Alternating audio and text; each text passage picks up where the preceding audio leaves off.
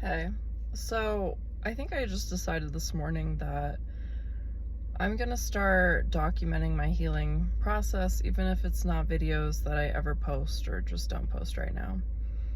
Um, this is still so hard for me to talk about. It's literally the thing that is like, it kind of stalled out my entire life. Um, and it's like a reality I struggle with like every day. I want to say every moment of the day, honestly. But I know in a lot of senses I'm a lot better off than I was a year ago. So in 2022, I had a surgery on my nose. It was supposed to be a functional surgery, if you've ever heard of a septoplasty. It's an internal procedure. You're not supposed to notice any changes from the outside. And essentially I just did that because I had a deviated septum and I was trying to improve my breathing. When I had the consultation with the surgeon suggested additional procedures while we were in there. She suggested a surgery where they put cartilage grafts on the outside of your nose to open essentially your nasal passage and your nostrils. And I flat out rejected that. I was like, I can't tolerate any changes to my appearance. I already know my relationship with myself and with all of that. Kind of like borderline dysmorphic already. So I just knew that wasn't okay with me, and it wasn't okay with my belief systems as far as like changing my appearance. And that's not to put judgment on anybody else. It's just that was my own beliefs for myself. I knew kind of what can of worms that would open if I kind of dove into modifying my appearance. It's kind of weird. Like I was already very controlling about the way that I looked, right? Like my first tattoo that I got, I had nightmares about it for like years. Like, you know what I mean? Like I got my eyebrows tattooed at one point and it took me so long to like get over that. Like they're faded now, but like, you know what I see? There's something about me that was just like, like don't change anything because I will freak out. You know what I mean? And yeah, so that 2022, that was a while ago. I was in the military at the time. I'm not in the military anymore. And essentially, I mean, if you haven't kind of guessed this already, the surgeon performed the surgery that I had declined. And the whole process is very, very confusing, very hard to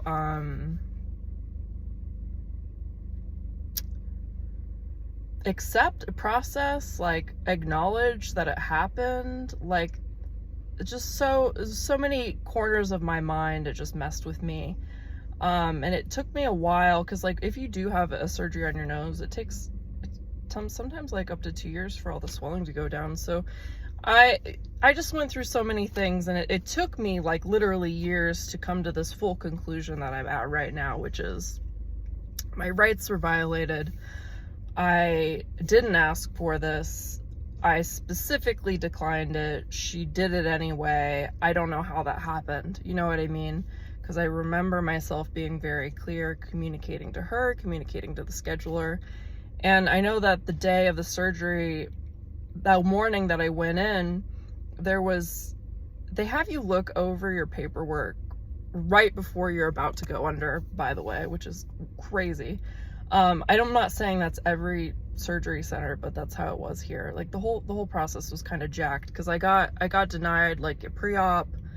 At the time, I don't know why I accepted any of this stuff other than I was just in survival mode, like being in the military, and I had so much going on at the time that I just kind of blew through this whole like process that I think most people would have probably taken a lot more time to consider. But I trusted doctors, I trusted surgeons. I had emergency surgeries in the past, and you know, they saved my life. So if a surgeon told me something, I just wasn't really, I was like, yeah, okay, I told you what I wanted, what I didn't want, and we're on the same page now. Like I'm not anticipating anything weird to happen. But anyway, yeah, so there was some terminology on there that I didn't recognize, and I asked the nurse, I was like, what is this? And she's like, I don't know, but you can ask the doctor before the surgery. So I'm already like on the table, like hooked up to IVs, like been fasting that morning, like nervous, like trying to calm myself down. This is moments before they put me under, and I have to clarify something on my paperwork. And I just asked her what it was. Like, I think it said repair nasal valve collapse or something like that. And I was like, what is this? And she was like, oh, it's just in case. Like, it's just in case something collapses, we can repair it. And I was like, that sounds reasonable. It literally took me like 2 years later to be like, no, that is the surgery you suggested to me, and that is the surgery that I declined. There's been so much heartache around this, like just losing parts of my features that I loved, you know. I have like pain where the cartilage grafts were placed. I kind of look at it from a spiritual aspect at sometimes, and I go, I feel like I'm having pain because I didn't give permission for them to be put there. You know what I mean? Sometimes I just try to take an alternate perspective because I don't want to exist in a reality where I'm like, oh, I'm gonna have pain in my face forever. You know what I mean? And it waves in and out. She jacked up my nostrils, like, none of this is on the paperwork, but there's something like right here, right? And it's on either side of your columella. It's called a columella, by the way. It's not a septum. Your septum's inside. And there's these little pieces of cartilage that kind of sit right here. You know, you might be able to notice it on yourself, and it keeps the tip of your nose propped up, and it does stuff. You know what I'm saying? She just removed one on one side. So like one of my nostrils is literally double the size of the other, and I feel very self-conscious about it. And I used to love my nostrils, you know what I mean? Like, it was literally something I said to her when I went into the surgery. She's like, well, you have tiny nostrils. And I was like, I know, but I like them. You know what I mean? I just can't emphasize enough the fact that I said, you know, I like myself the way that I am. Maybe not every minute of the day, but I don't want anything to change. You know what I mean? Like, I've looked at my baby pictures and I see my nose, and my grandma has the same nose as me, and now it's different. Like, all of that stuff was like taken from me, right? And it's very, very difficult to deal with. Like, aside from like having breathing problems still that feel worse on one side, and having pain, and like not recognizing myself when I look in the mirror, and just struggling, just really struggling hard with this thing. And I've gone through so many stages of grief and like processing. And I think that when something happens to you, sometimes when you're violated, I don't know, there's this part of you that has such a hard time accepting that that's what happened, that you gaslight yourself into thinking that somehow you allowed it to happen or even asked for it. You know what I mean? And I don't know why that happens, but there's something in my psychology where I want to trust people because I feel like I'm trustworthy. And I'm like, no, why would a person do that? Why would a person do that? Like, my soul literally can't comprehend it. Like, I don't understand. But yeah, I mean, that's what happened. And I think I've tried to convince myself, like, different ways, like, oh, maybe it's better, maybe this, maybe that. And it's like, I have to really be honest with myself, because I can't jump from a reality where this thing is devastating me to, oh my God, I love it, because I don't, you know what I mean? And that brings me to the topic of this video, which is something I want to call, like, reaching a neutral point. I had a better name for it a minute ago, but it was like a neutral perspective, you know what I mean? And it's this thing that I started, like, I guess this morning or the last few days, where I look at myself in the mirror and I'm constantly doing things to verify to myself that happened. I don't know why, because it's almost like I'm still trying to see what it looked like before the violation, right? Like, I go like this, I'm like, oh, that's what it looked like, you know what I mean? Because it is subtle, you know what I mean? My family notices, and like I notice, and probably friends that I've known for a while, but to a stranger, it's not something that they would notice, you know what I mean? So, and the mind is like playing tricks. So I have to like constantly convince myself like, oh, this happened. And I don't know why. It's like these checks. It's almost like an OCD thing where I'm like, yes, this happened. Yes, this happened. You know what I mean? I'm trying to confirm it. Some part of my mind is like, oh, maybe it's not so bad, you know, and the other part of my mind's like, oh, it's terrible. Like, I fucking hate it. You know what I mean?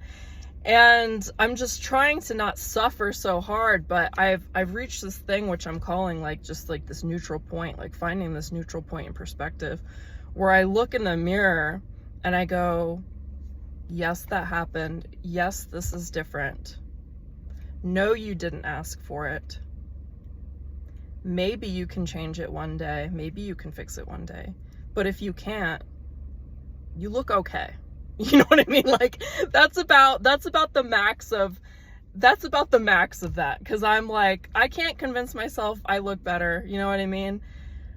I miss what I lost all the time. I'm not going to get it back. You know, like maybe I do have another surgery and it fixes some things, but it will never be the version of my nose that was untouched, the version of myself that was not violated. You know what I mean? Like, it will never be that, because now I'm the person who's accommodating for this thing that happened to me. My whole personality is accommodating for this thing that happened to me. And it's like this process, and I'm different now. You know what I mean? Like, my whole reality is different now. The choices I've made are different now. Like, it's changed everything for me, you know? And I can look at that in a positive way or a negative way, but regardless of me trying to compensate myself with, I've changed as a person, I've grown, look how much I can tolerate, whatever, like, great. But at the end of the day, like, if you've lost something, it doesn't give you that thing back. You know what I mean? And it doesn't matter if you're like, I'm going to achieve this because this happened. I'm going to transmute my pain into power. Do all those things. You have to. You have to. As part of your survival, you have to do those things. Do whatever you need to do. But acknowledge that it's not going to give you that thing back. You know what I mean? It won't. Because that's not how grief works. That's not how loss works. You know? But I just wanted to share that. Just trying to find a neutral point and like process in the trauma processing. But anyway, I hope this video helped you, at least if you've gone through something similar. I would love to hear about it. You know what I mean? Like, I'm not trying to marinate in this pain forever, but I do feel very alone in this process sometimes. So if this at all helped you in any way, like, I would love to hear about it. All right, thanks.